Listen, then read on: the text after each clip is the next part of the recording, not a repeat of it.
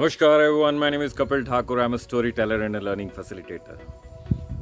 दोस्तों, मैं आज आपको ये बिल्कुल नहीं कहूँगा कि आप मेरा चैनल सब्सक्राइब करो, कमेंट करो, शेयर करो, लाइक करो, एटसेट्रा एटसेट्रा, बिकॉज मुझे ये विश्वास है कि आपने ये सब अब तक कर ही लिया होगा। तो चलिए आगे बढ़ते हैं। दोस्तों, ये कहानी मेरे उस टाइम की है जब मैंने अपना प्रोफेशनल करियर शुरू किया ही था और कोई 5-6 साल ही बिताए थे। मैंने इवेंट इंडस्ट्री से मैनेजमेंट कंसल्टिंग इंडस्ट्री में कदम रखा था। और मैनेजमेंट कंसल्टिंग होता क्या है, I had no clue at all. मैं एक ग्लैमर से भरी हुई अग्रेसिव एक्शन ओरिएंटेड इंडस्ट्री से सो कॉल्ड इंटेलेक्चुअल और सोफिस्टिकेटेड इंडस्ट्री के अंदर आ गया था। या ये कहिए कि खुराफाती और खुर्राट कोलीग से so called first class MBA से घिर चुका था दोस्तों।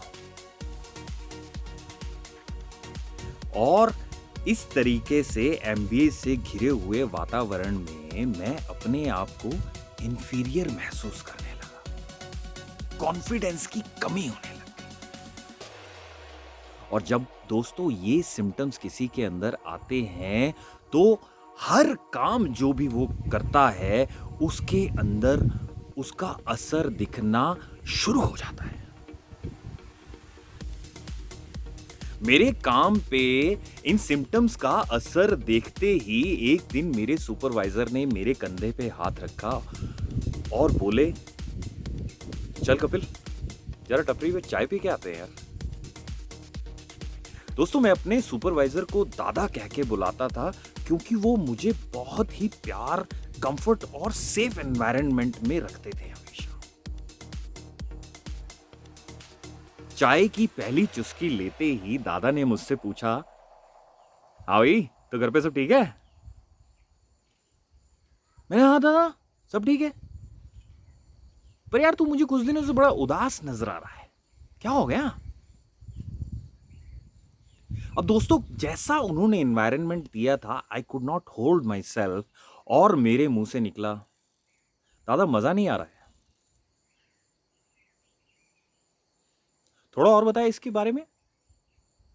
दादा ने बोला और मेरे मन में जो भी था सब कह डाला। दादा ने ऐसे किया और तुरंत बोल पड़े, यार एक बात बता, तूने मुझे कभी अपने इवेंट्स के कुछ सक्सेसफुल प्रोजेक्ट के बारे में नहीं बताया आज तक, थोड़ा बताएगा ना? चाय पी रहे हैं, एक एक और पी लेंगे। और मैंने बताना शुरू कर दिया। जैसे ही मैंने बताना शुरू किया, 1 और 2 प्रोजेक्ट्स के बारे में बताया ही होगा, द नेक्स्ट क्वेश्चन वाज, तूने ऐसा क्या किया था वहां या उन प्रोजेक्ट्स में कि वो इतने सक्सेसफुल हुए? अब अचानक से अगर कोई ऐसा क्वेश्चन आपसे पूछ ले तो आई थिंक आप क्लूलेस हो जाओगे, जो मेरे साथ भी हुआ। क्या ही बोलूं यार, पर मेरे मुंह से फिर भी निकला। मैंने कहा, दादा शायद नेटवर्किंग अच्छी थी और एग्जीक्यूशन भी मैं बहुत अच्छा कर लेता था और ओवरऑल मैनेजमेंट काफ़ी अच्छा था, और दादा मैं ना एंजॉय बहुत करता था। मेरी ये बात सुनते ही दादा के मुंह से निकला, एग्जैक्टली कपिल, एग्जैक्टली इन्हीं क्वालिटीज की वजह से तुझे यहां पे हायर किया गया है। तेरे काम करने के तरीके और तेरे एटीट्यूड का इस पूरी ऑर्गेनाइजेशन में कोई कंपटीशन नहीं है कपिल। अच्छा, पर दादा मैं तो एमबीए भी नहीं हूं, मैंने कहा। उन्होंने ऐसी स्माइल दी और बोलते हैं, जो एमबीए तेरे पास है ना, वो यहां बहुत कम लोगों के पास है कपिल।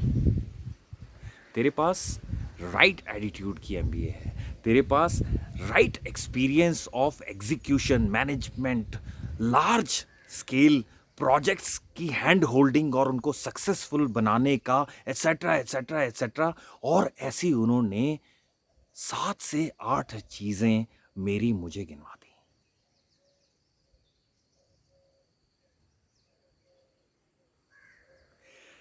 जिस सच्चाई से उन्होंने मेरी आंखों में देख के ये सब मुझसे कहा,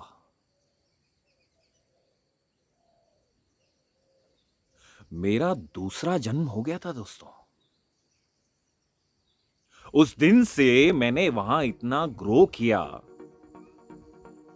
या इनफैक्ट ये कहूं कि मैं अपने क्लाइंट्स और अपने सुपर सीनियर्स का किसी भी असाइनमेंट के लिए फर्स्ट चॉइस ऑफ पार्टनर बन गया था। दोस्तों ये सब इसलिए हुआ क्योंकि दादा ने मुझ पे विश्वास किया था, क्योंकि दादा ने मुझसे बात की, और जैसे हनुमान जी को जामवंत ने उनकी शक्तियां याद दिलाई थी, दादा ने मुझे याद दिलाई। आप किसी के सुपरवाइजर, मैनेजर या बॉस हो ना हो, क्या आप किसी के दादा बन सकते हो? किसी के जीवन में जामवंत का रोल अदा कर सकते हो?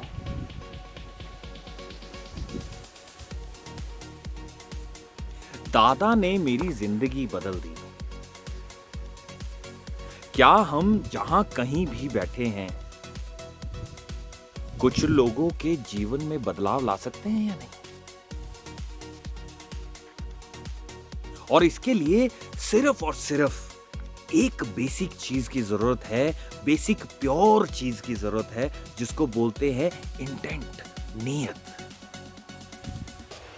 क्या आप में वो प्योर इंटेंट, शुद्ध और सच्ची नीयत है किसी के जीवन में बदलाव लाने के लिए? अगर है तो आप बहुत जल्दी दादा बन सकते हो, जामवंत का रोल अदा कर सकते हो।